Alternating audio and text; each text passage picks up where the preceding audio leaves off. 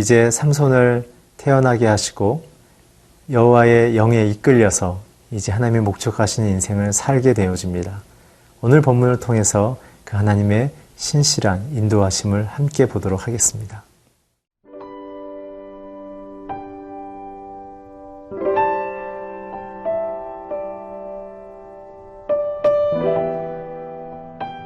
사사기 14장 1절에서 9절 말씀입니다. 삼손이 딥나에 내려가서 거기서 블레셋 사람의 딸들 중에서 한 여자를 보고 올라와서 자기 부모에게 말하여 이르되 내가 딥나에서 블레셋 사람의 딸들 중에서 한 여자를 보았사오니 이제 그를 맞이하여 내 아내로 삼게 하소서 하매 그의 부모가 그에게 이르되 네 형제들의 딸들 중에나 내 백성 중에 어찌 여자가 없어서 네가 할례 받지 아니한 블레셋 사람에게 가서 아내를 맞으려 하느냐 하니 삼손이 그의 아버지에게 이르되 내가 그 여자를 좋아하오니 나를 위하여 그 여자를 데려오소서 하니라.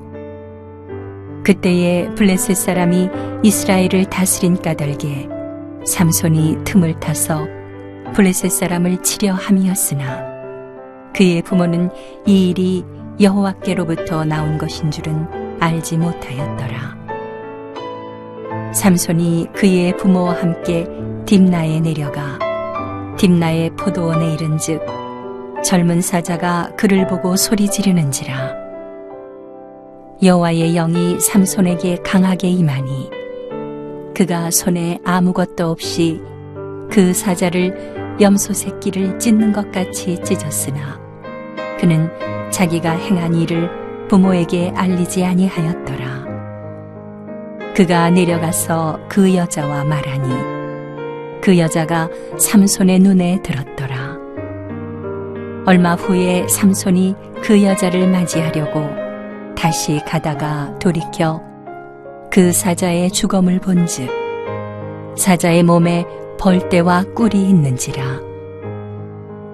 손으로 그 꿀을 떠서 걸어가며 먹고 그의 부모에게 이르러 그들에게 그것을 들여서 먹게 하였으나 그 꿀을 사자의 몸에서 떠왔다고는 알리지 아니하였더라.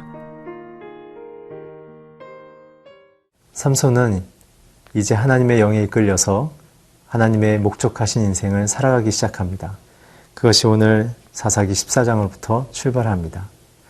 첫 번째 나오는 사건은 그렇게 하나님 앞에 나실인으로 태어났고 하나님의 이스라엘을 구원하는 목적으로 살아가기로 부름받은 삼손이 나실인으로서 하지 말아야 되는 이방 여인과의 결혼을 함으로 시작합니다.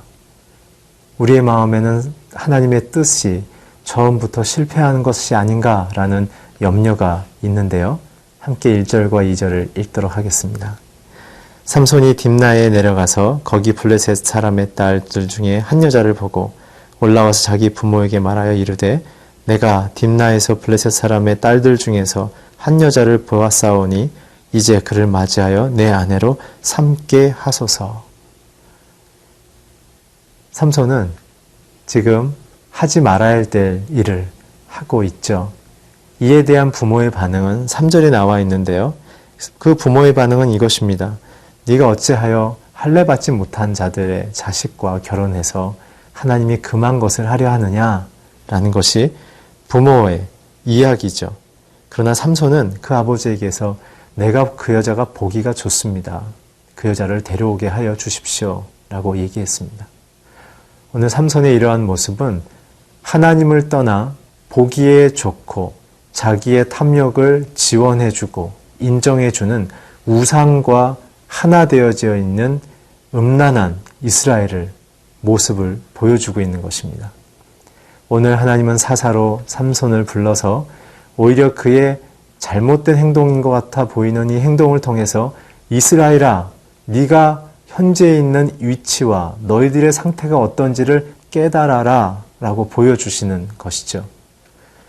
오늘 자기의 아빠 마노아처럼 하나님을 떠나 자기 이름을 높이고자 하고 그 대적들의 세력과 화합돼서 자기의 인생의 안위를 꿈꿨던 것 같은 마노아의 인생이 아니라 이 모든 것이 하나님의 계획 가운데 이스라엘을 회개시키고 변화시키려는 하나님의 철저한 계획이었던 것입니다.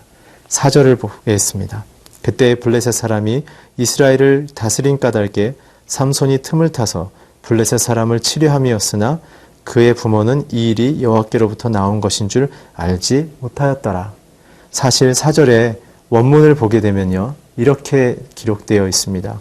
원문에는 여호와 하나님께서 블레셋 사람을 치려고 하는데 그 방법으로 삼손을 블레셋 여자와 결혼시켰다라고 적혀 있습니다.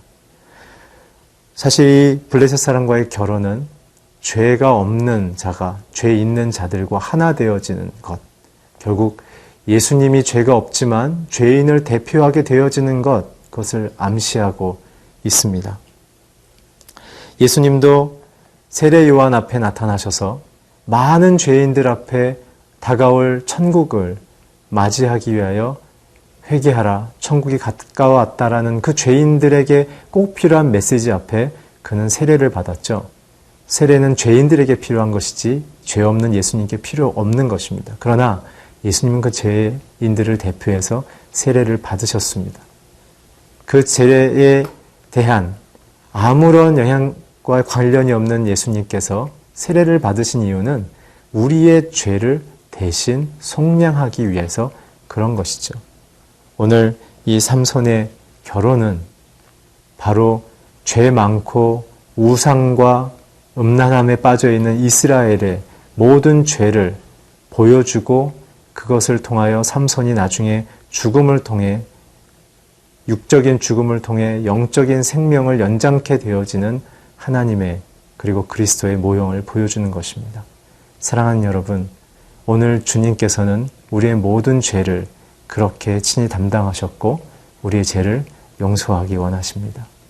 오늘 우리의 인생 가운데 하나님께 마음을 두고 우리는 죄로부터 구원받은 자라는 절대 믿음의 고백을 드리는 하루가 되기를 주의 이름으로 축원합니다.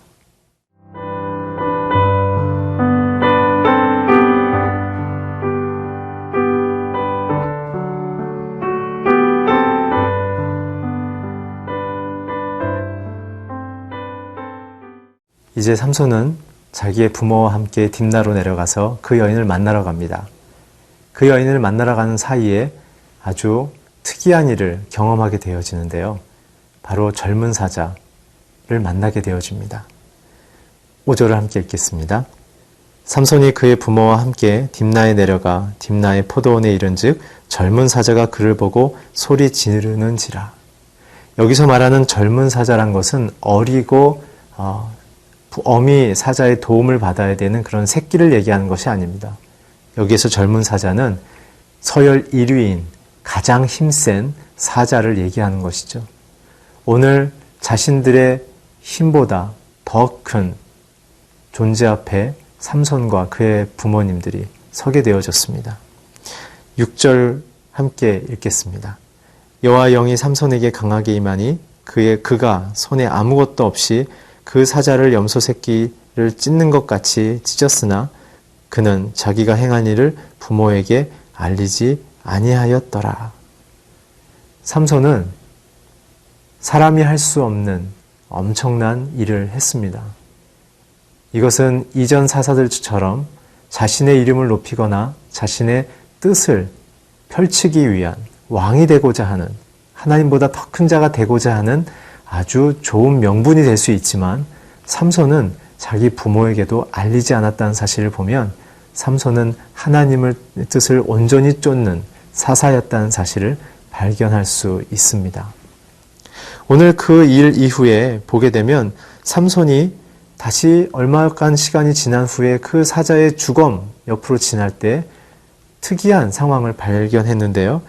8절에 보게 되면 그 사자의 주검 안에 벌떼와 꿀이 있다는 것입니다. 사실 벌들과 그 벌집은 생명력을 펼칠 수 있는 가장 중요한 것이죠. 그러나 죽어가고 있고 썩어가고 있는 그 몸 안에 벌떼와 벌집이 있다는 사실은 설명하기 쉽지 않습니다. 이것은 바로 하나님이 주시는 계시이죠. 젊고 힘이 강하지만 그러나 그 몸 안에서 생명이 나올 것이라는 얘기입니다. 오늘 사자의 죽음을 통해 그 꿀을 먹은 삼손과 그의 식구들을 이 14장 1절 9절에서는 마지막으로 기록하고 있습니다. 오늘 젊은 사자의 죽음은 우리의 모든 인생 가운데 강하지만 자기의 목숨을 버려서 생명을 나눠주는 그러한 구원에 대한 계시이죠. 사랑하는 성도 여러분, 오늘 이 계시는 삼손에게만 알려져 있고 모두에게는 가려지는 아주 특별한 사건입니다. 오늘 하나님은 우리에게 베풀어 주신 구원의 사건을 우리의 인생에 특별하게 허락하여 주십니다. 성도 여러분, 자신의 강한, 자신의 죄 없는 몸을 찢고 우리를 위하여 죽은 그 몸에서 우리에게 영원한 생명과 안식을 주시는 예수님의 생명을 우리는 취하여 사는 것입니다. 사랑하는 성도 여러분, 오늘 우리가 하나님의 그 비밀한 계시 안으로 날마다 들어가서 예수님의 참사랑과 십자가의 구원과 천국에 대한 소망을 갖고 살아가는 오늘 하루가 되도록 블레셋과 같은 강한 군사의 힘과 같은 문화와 세상 속에 그것을 다스리고 정복하고 이길 수 있는 하나님과의 동행이 있는 인생이 되기를 주의 이름으로 축원합니다. 같이 기도하시겠습니다. 하나님, 우리의 뜻대로 인생을 지키며 보호하는 것이 아니라 여호와의 신이 임하였을 때 강한 사자와 싸워 이겼던 것처럼 우리의 인생의 시작과 끝과 모든 순간이 하나님의 권능 안에 있음을 고백합니다. 우리가 그 구원을 주시는 주와 함께 날마다 동행하게 하여 주시옵소서. 예수님의 이름으로 기도했습니다. 아멘.